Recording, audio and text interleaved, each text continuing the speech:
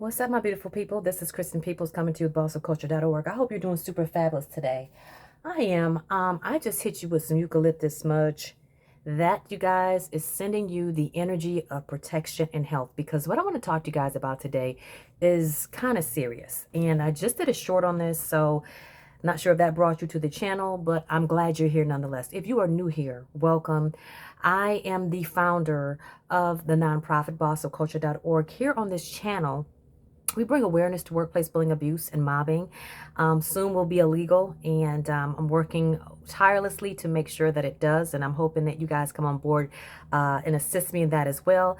And also, this channel is for you to understand how powerful you are. And so we kind of give you the tools for you to tap into your highest potential. So if that's something that you're into, make sure you stick around.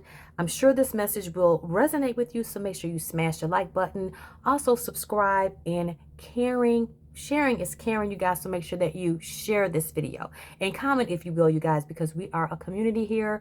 The more we share with each other, the more we can help each other out. So let's have a dialogue. Don't let the video end at the end of this video. Let's keep talking about it and just make sure that we spread the wealth. Health is wealth, you guys, and I want to explain to you how significant you are. And you're probably here because you're dealing with workplace bullying abuse. And the reason why you're dealing with workplace bullying abuse is because your light is shining so bright that the people around you can't stand it. That's no fault of your own. It's the fault of the people that fault you for shining so bright. You see, a lot of times people project their insecurities onto people they see that are smart, that know what they're doing, that carry themselves well, they're put together, they're polished. A lot of people like them, and people don't like that. So, you guys, I wanted to share with you guys a little bit of my story. If you haven't had an opportunity to watch my full story on how I began this whole workplace bullying, abuse, and mobbing journey, if you will. But it started pretty with some pretty significant stuff. It started off with a bang, if you will. And I'm here to share with you guys some of the signs that I dealt with, and I look back and I'm like, wow, you know, if I knew then what I know now, I would have done things differently. But I know that there was a calling on my life to go through what I went through, because I'm here with you guys today. And I probably would be doing something else, something totally different, if I had not experienced what I did. So I have essentially taken my lemons and turned them into lemonade, you guys. You guys, total alchemy, where I was able to translate a horrible situation into something so beautiful, because it's beautiful in a way that not only did I transform into the being that I am today, much stronger and wiser, but I am sharing this message so that you guys can transform into your beautiful butterfly self a lot sooner. So with that being said, let's go ahead and get an affirmation in, and then I'm going to get to the message. So this comes to you from Florence Scovel Shinn, one of the divine metaphysicists. She shares so much knowledge in her books and in her teachings. And you guys, this one right here is a powerful affirmation. And it says, Infinite Spirit, reveal to me the way. Let me know if there is anything for me to do. I demand a definite lead. What is a definite lead, you guys? It is that hunch, that feeling that you get in your gut, the one that oftentimes we don't listen to. And at the beginning of my journey of this workplace bullying, abuse, and mobbing, I didn't listen to my gut. I didn't trust myself. And I'm here to urge you this day to listen to yourself, to trust your gut, because when that man was in my face over a married woman who he had a crush on, and he was married too, but because he was trying to look tough in front of her, he thought he would put me in my place by cursing me out, calling me a BIT, and you can add the rest of the letters, and pointing in my face, telling me that he was going to make my life a living hell, screaming at me. And you guys, that is a form of assault.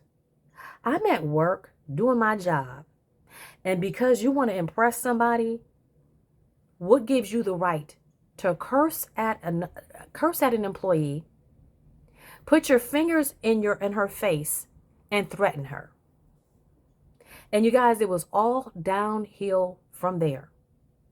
He contacted Human Resources, told them that I walked off the job because at that point I went back to my computer, shut my laptop, got in my car, and I actually drove to my parents' house where I cried and shared to them the events of the day. And I turned around and emailed my manager the reason why I left. I said, based on the events of today. But what I should have done was saying, after you cursed me out, put your fingers in my face, and screamed at me and threatened me, I will be working from home the rest of the day. But no, I was trying to be tactful, and I was so, again, taken off my square that I didn't know what to do. I was in such shock. But he wasn't, because he got on the phone and contacted Human Resources. And when Human Resources called me in their office the next day, they told me, you can't be fired because you walked off the job. And then I asked them, hey, did he tell you what he did? And when I proceeded to tell them what he did, and when I mean them, I'm talking about his boss was in the room and the Human Resources manager. And when I explained to them what happened, they said, no, he didn't share that. And I said, well, I hope that you guys speak to him about this. And so, being the smart cookie that I am, when I left that building and walked back over to my building, I asked the security guard, hey, is there any way that you guys can record anything? Can you get anything on tape? If you see anything happening in the hallway. They said, oh yeah. And they asked me where I was, they were asking me, was there any specific incident I wanted to share with them. I said, yeah, well, there was a situation where my manager cursed me out and I wanted to know if there's anything on tape that, proves that. And they said, we don't record audio, but we do have visual. And I said, that's all I need. And I made sure that I told Human Resources to check the tape that security had on that particular day. But do you think the Human Resources manager did that? No, she didn't. And in fact, that's what made me public enemy number one, was because I started asking probing questions.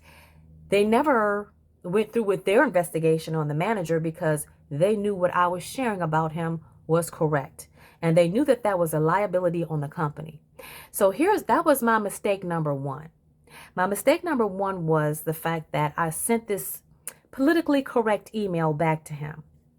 My mistake number two was thinking that Human Resources was going to do their job, where I learned the hard way that Human Resources works for the company and that I was going to essentially become a threat to the company by still being there. I was a liability because I had information on this manager and now Human Resources and this senior manager who didn't do anything about the situation. So time went on. I'm so busy trying to hang on to my job that I did not go on the outside like I should have. And that's what I shared in my short. Never, ever experienced something as violent, because it was violent. And I didn't know that man was going to hit me. He certainly threatened me. And for me to continue to work in an environment where that was tolerated should have gone straight to a report where I was sitting down with an employment attorney and we were going to EEOC to file a complaint against the company. Because what I didn't know was that from that point on, my life was a living hell for 10 years almost. So don't let that be you. Don't ever be in a situation, whether it be personal or at the job. I actually just spoke with someone earlier today. I was at an expo, an African American vendor expo for celebration of African American History Month here in my community. And I ran into one of the vendors, and as I gave her one of my cards, I was explaining to her what my organization does, and I told her about the channel here, and she told me that she was so glad that I gave her my information because she had a friend who recently experienced where one of her coworkers hit her, and she suffered some kind of medical issues because the attack was so violent. And I want you guys to realize that your safety is number one. Your mental health is number one. And none of that should be compromised because we're trying to maintain our composure in terms of being politically correct.